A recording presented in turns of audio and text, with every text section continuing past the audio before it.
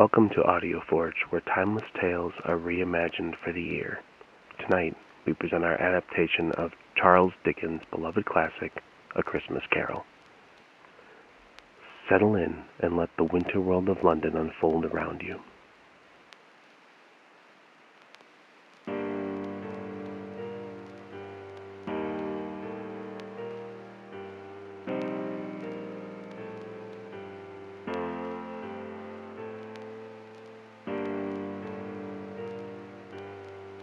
London on Christmas Eve. Fog presses against the windows of Ebenezer Scrooge's counting house, where warmth is as scarce as goodwill. 2 shillings 3 pence. Overcharged again. Mr. Scrooge, sir, might I add a bit more coal to the fire? My candle is nearly out. Coal. If you are cold, Cratchit, then work faster. Yes, sir. An unexpected visitor enters to visit Mr. Scrooge. A Merry Christmas, Uncle. What reason have you to be merry? You are poor enough. What reason have you to be miserable? You are rich enough. Christmas is humbug. Christmas is a good time, Uncle. A kind, forgiving, charitable time. Nonsense. Every fool who goes about with Merry Christmas should be... Good afternoon. I will keep Christmas, Uncle, and I wish you joy of it. The door shuts on warmth and laughter as Scrooge returns to his figures.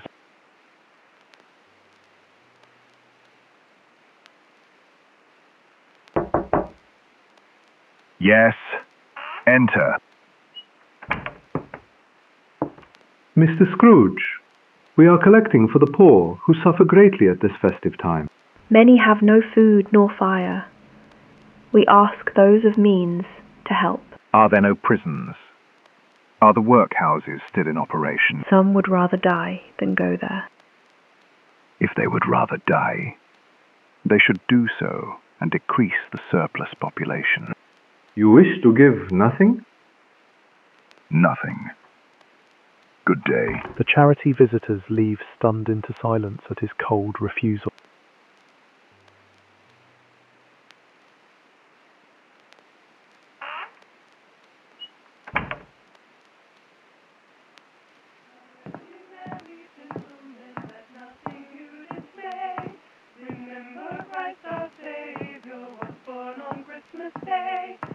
Noisy little beggars.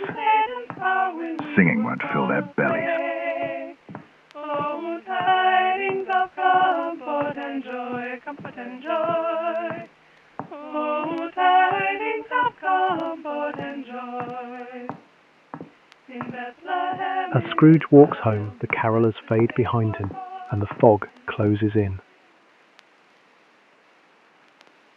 He lifts his eyes to the door knocker, and for a moment sees the face of his long-dead partner, Jacob Marley, staring back at him. A trick of the light.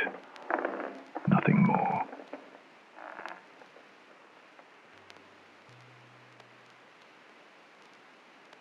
Later, Scrooge settles with his meagre supper, but the house grows unnaturally still.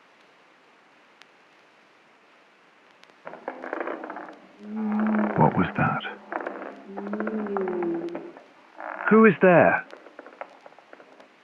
A spirit draped in chains glides through the doorway. Ebenezer Scrooge. Jacob. No. You are dead. I am as real as the greed that bound me, Ebenezer. These chains. I forged them in life, link by link and yard by yard. You were always a good man of business, Jacob. Mankind was my business. Charity, mercy, kindness, patience, all my business, and I ignored them. You wear a chain of your own, Ebenezer, heavier than mine, though you do not yet see it. I cannot help you, but there is still a chance and hope for you. 3 spirits will visit you. Without their lessons, you cannot hope to escape my fate. 3 spirits. I would rather not. Expect the first when the bell tolls 1. And Marley vanishes, leaving Scrooge shaking.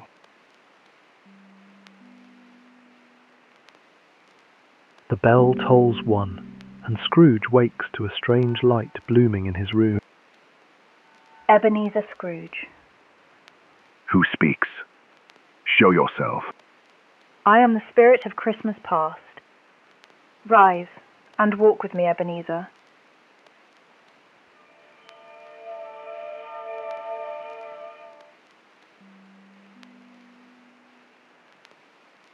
They stand together in a lonely schoolroom of Scrooge's childhood. A small boy sits alone at his desk. Do you know this place? I remember. That boy is me. You were left alone each Christmas, forgotten by those who should have held you close. Poor child. I had forgotten how lonely he was. Spirit. I'm an old man. The night is cold.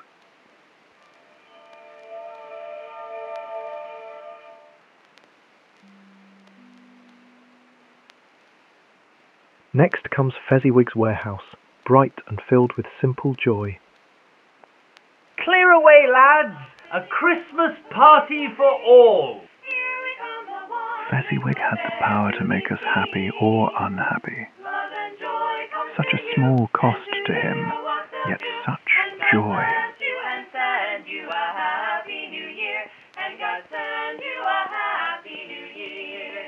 Fezziwig opened his heart to you, yet you did not follow his example. No, I did not.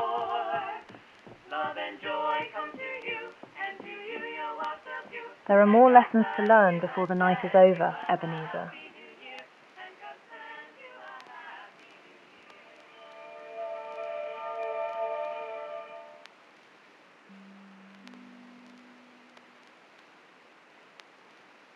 A later memory forms. The young woman stands before the younger Scrooge, her heart quietly breaking. You fear the world too much, Ebenezer. Another idol has replaced me. I seek security. For both of us. Would you seek me now without fortune? No, you know you would not. No, I cannot bear this.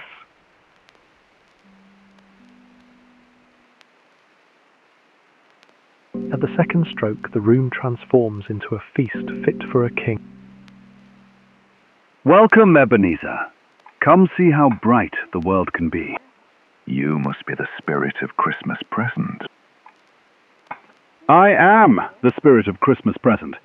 Touch my robe and see how others keep this day.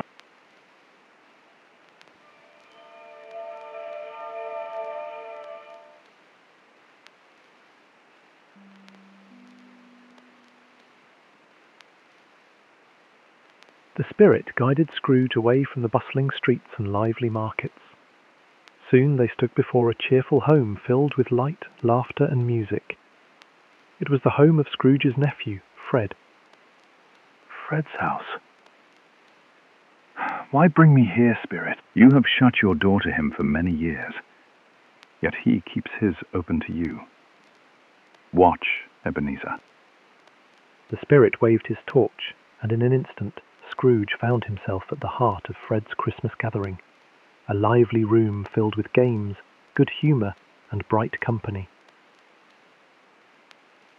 A toast, everyone, to Christmas, and to the joy of being together.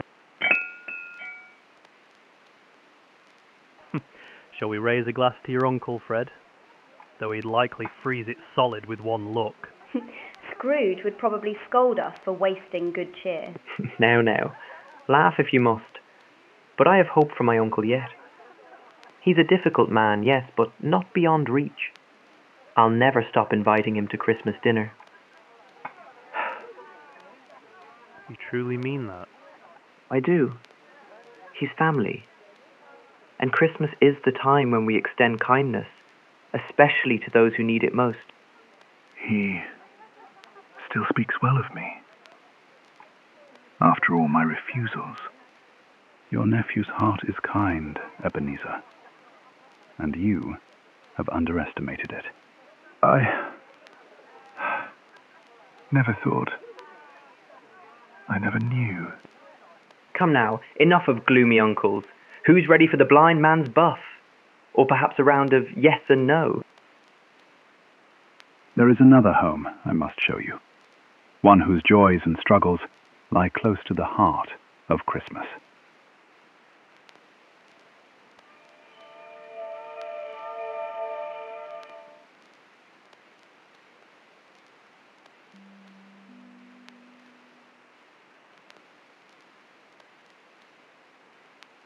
The lively parlour faded from view, replaced by a humble dwelling where warmth came not from wealth, but from love. They stand in the Cratchit home, humble, but full of warmth and hope. I can manage, Father. Of course you can, my boy. Scrooge watches Tiny Tim closely, concern creeping into his heart. This home is poor in coin, but rich in love. To Mr. Scrooge, the founder of our feast. Founder indeed, but for your sake, and for the sake of Christmas. To Mr. Scrooge. Spirit, will the child live? If these shadows remain unaltered, the child will die. No. Please say he will be spared. Do not look away, Scrooge. His fate rests partly in your hands.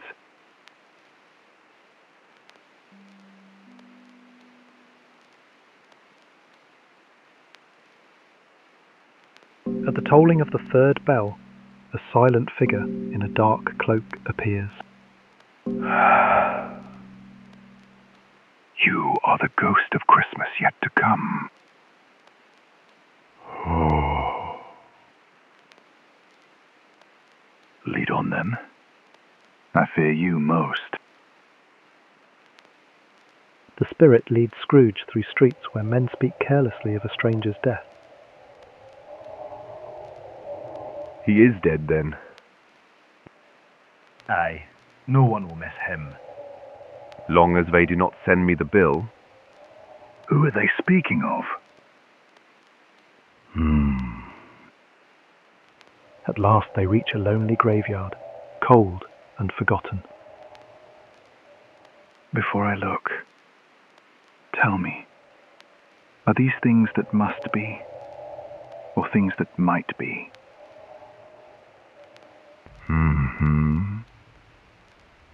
Ebenezer Scrooge?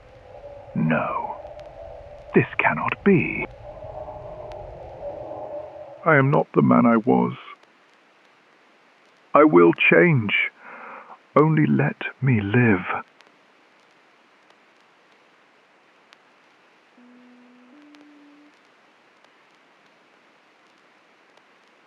Scrooge wakes with a cry in his own bed on Christmas morning, alive and full of wonder.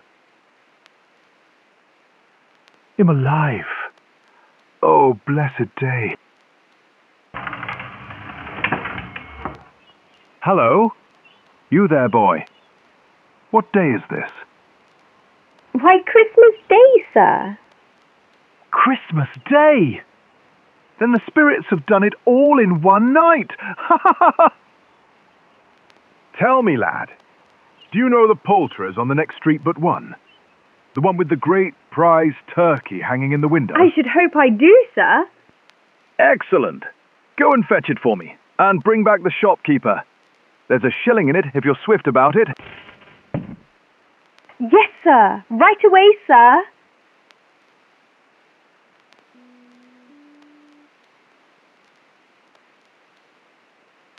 Scrooge dressed himself in his best, laughing all the while, and hurried down the stairs. For the first time in his life, he felt the world around him was filled with possibility. When he stepped out onto the street, The bells rang above him, and the city seemed to glow with promise.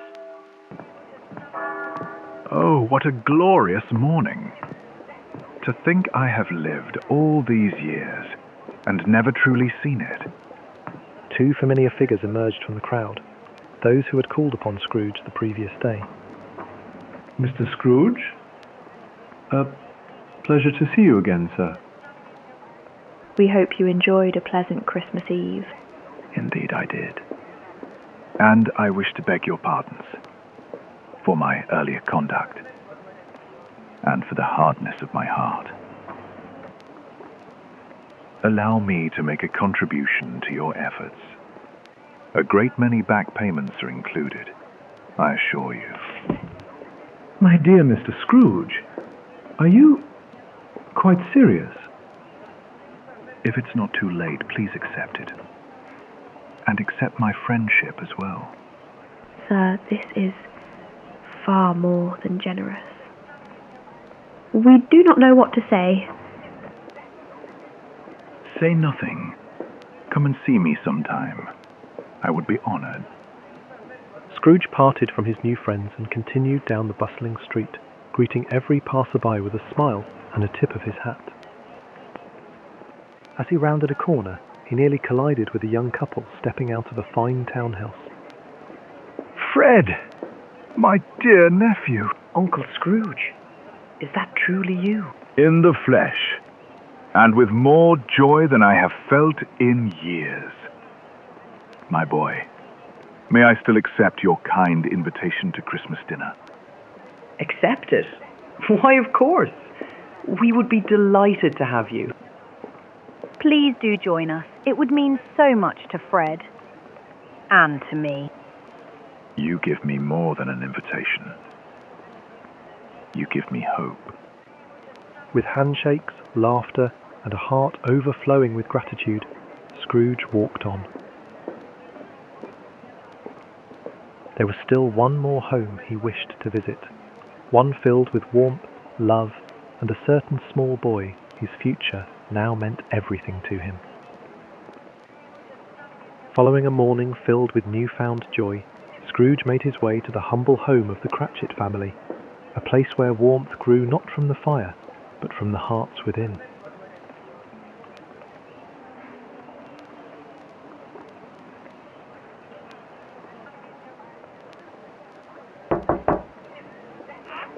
Mr. Scrooge, of all days, please, come in out of the cold. If you're certain it's no trouble, Mum. The weather is sharp enough to cut right through my newfound cheer. Mr. Scrooge, sir. Merry Christmas. And to you, Bob.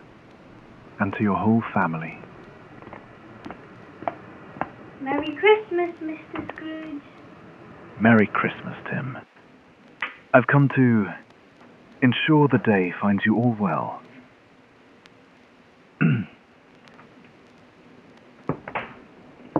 Bob, Mrs. Cratchit, your kindness yesterday shames my former self.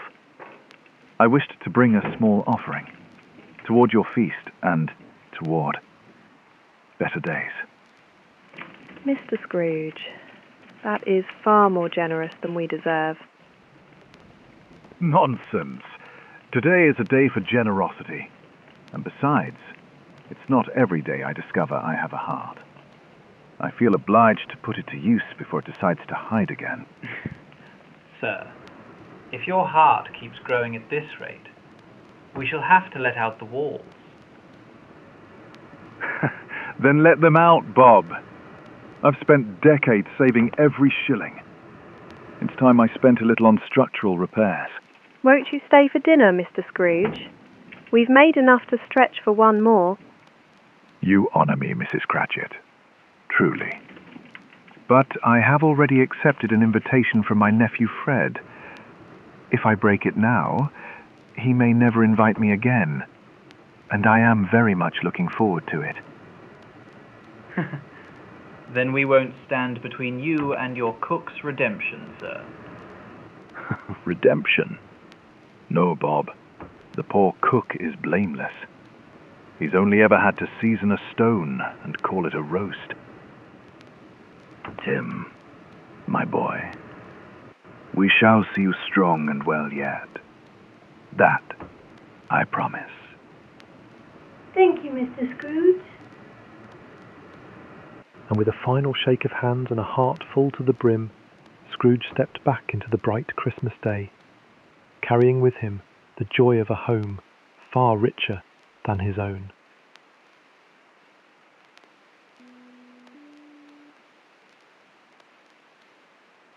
Scrooge walked on through the bright Christmas morning, feeling as though the very air were new made.